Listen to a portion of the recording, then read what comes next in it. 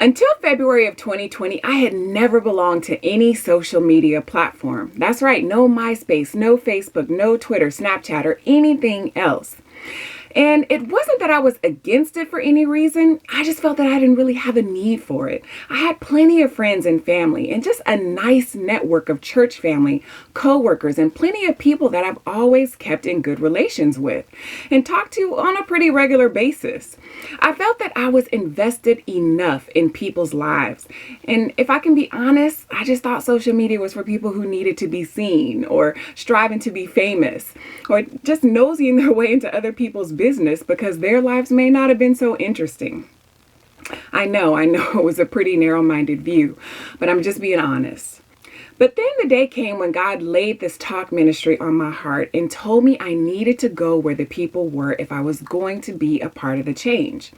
And boy, were my eyes opened to a whole new world. I mean, it was most definitely a lot of what I expected, but what I really didn't expect to see was the real, genuine family type of relationships that social media has helped to foster for so many millions of people who are literally thriving off the power of their connections. So if it's one thing that I can say that I have witnessed for sure, is that healthy communication empowers relationships. Hi, welcome to You Can Talk. I'm Ruth Finney, and this is a channel solely dedicated to helping you talk your way to healthy relationships. Whether you're married or dating, or if you're struggling to communicate with family or friends or people you work with, then this is the channel that will help you experience some real change. If you're willing to put some simple principles into practice, become a part of the Talk community by subscribing to You Can Talk.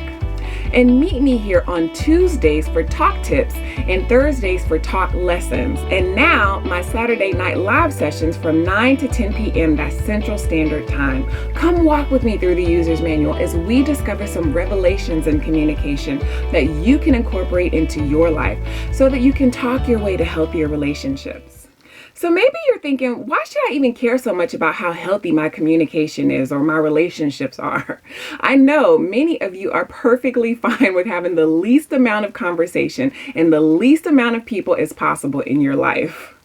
Well, we should care because relationships matter to our manufacturer. He created us to be in unity with one another, to need each other, and to even be dependent upon one another. The bottom line is that when we unite with others, whether that's in person or through some form of electronic device, we are more effective than when we are alone. You've probably heard that saying, we are more powerful together than when we are apart. Well, our user's manual actually speaks directly to that. Let's take a look at what the manufacturer has to say about unity. In Ecclesiastes chapter 4, verses 9 through 12, it says, two are better than one because together they can work more effectively. If one of them falls down, the other can help him up. But if someone is alone and falls, it's just too bad because there's no one to help him up. If it's cold, two can sleep together and stay warm. But how can you keep warm by yourself? And here's the most important one. Two people can resist an attack that would defeat one person alone. And a rope made of a 3-strand cord is hard to break. When we are in healthy relationships with others, we are less susceptible to falling victim to the enemy's tactics to destroy us.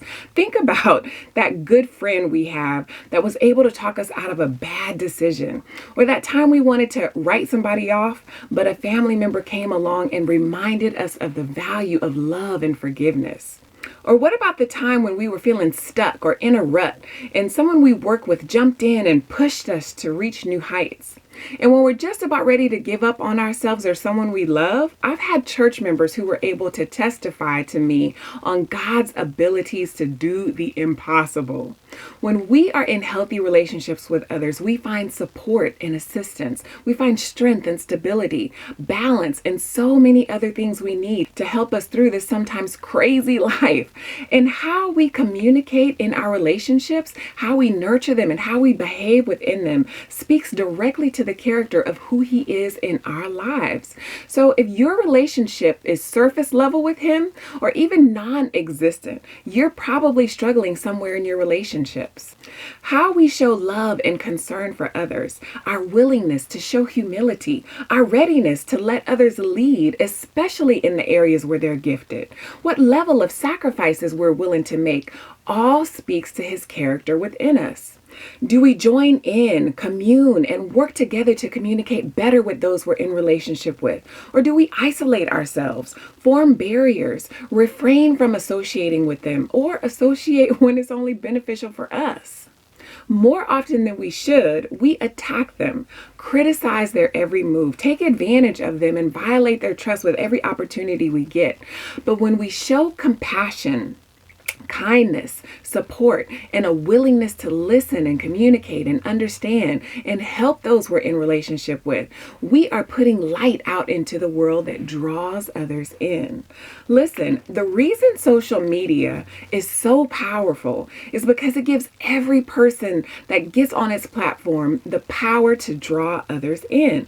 I see people literally inviting others in to cook with them and eat with them, work out with them and cry with them and get angry with them, laugh with them, sharing all types of social gatherings with them. I've even seen people inviting others to go to their doctor's appointments with them, job interviews, and even inviting others into some of the most intimate areas of their lives, like birthing their babies, and even into the sacred spaces of their bedrooms while they're in the midst of their activities. And I'm just blown away at what people are willing to put out in the world just to draw others in and make that connection. Now, while at first all this intertwining can kind of come across as invasive, but at the same time, it's also creating connection, because the power of relatability and compassion is the link used to draw others in and connect. How many times have you wanted to swipe off someone or unsubscribe or unfollow someone because on the surface level, it felt a little overwhelming to be so taken into someone's life? But on a spirit level, it draws us in so much that we can find it hard to turn away. I see people spending 3, 4, 5, and even 6 or more hours hanging out on live sessions, meditation sessions, and even sleep sessions. And I say to myself, why don't they just disconnect and go live their lives, enjoy their families, their vacations, or just do whatever it is they need to do? But we don't disconnect. And why? Because our human spirit was created and designed to function as one. Our user's manual says in Romans chapter 12, verses 5, "So we who are many are one body in Christ, and individually members of one another." Have you ever unsubscribed or unfollowed a person for one reason or another, but yet you kept going back, and like a magnet, you could literally feel yourself being drawn in? That is the power of the pull of the spiritual human connection. Now, the thing we have to learn is to become discerning of which spirit is actually pulling at us. Is it a spirit of darkness or a spirit of light? Our eyes and ears are open portals to our hearts, and the spirit we're drawn to is the one that holds the most space in our heart. The more we expose ourselves to the evils of this world, the more we are drawn into its darkness, and we get comfortable residing there, not even realizing how we're being limited in our ability to even take in more light. But the more we expose ourselves to the good in this world, the more we're drawn into its light, and the more we become limitless in our ability to take in more of it and share more of it out. Now, we've already talked about what lies in the heart flows out of the mouth, and what flows out of the mouth either pushes others out into the darkness or draws others into the light. Our communication in our relationships should be beacons of light, shining brightly the rays of God's love to draw others in from darkness. Our words should not be so dark that others are easily swallowed up by them, because the power to draw and create connection lies within us. This little muscle that lies between our lips and our teeth can steal others' joy, kill any sliver of hope, and completely destroy a human spirit. But it can just as easily pierce a light through the darkness of depression. or even breathe new life into a relationship that was once completely dead. My question to you is whether or not you're going to use your tongue to communicate light and empower your relationships, or will you continue to communicate hate and anger and bitterness or negativity in your relationships until they end in destruction? The book of Ephesians in our user's manual in chapter 5 verses 8 and 9 says, "For we were formerly darkness, but now we are light in the world. Walk as children of the light, for the fruit of light consists of all goodness, righteousness, and truth."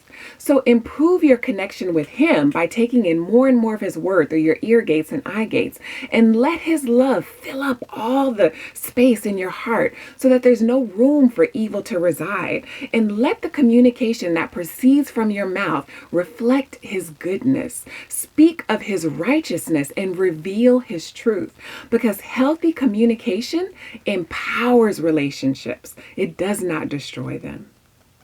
If you can relate to any or all of these communication struggles and are tired of the seemingly endless cycle of communication barriers that are keeping you from the relationships that you desire to have with others, then become a talker. Subscribe to You Can Talk. Select that notification bell down below and meet me here on Tuesdays for talk tips and Thursdays for talk lessons. And now, Saturday night live sessions from 9 to 10 p.m. Central Standard Time.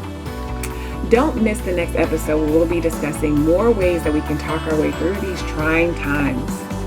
Leave a comment below and let me know what you're willing to commit to working on. Whatever it is, I'm rooting for you and praying for you, because you can tame the tongue, approach with compassion, listen deeply, knock down the barriers, and talk your way to healthier relationships. Let your communication be the light of God's love the world so desperately needs to hear. Thanks for watching, and if you would, please like and share this video, and I will see you here next Tuesday.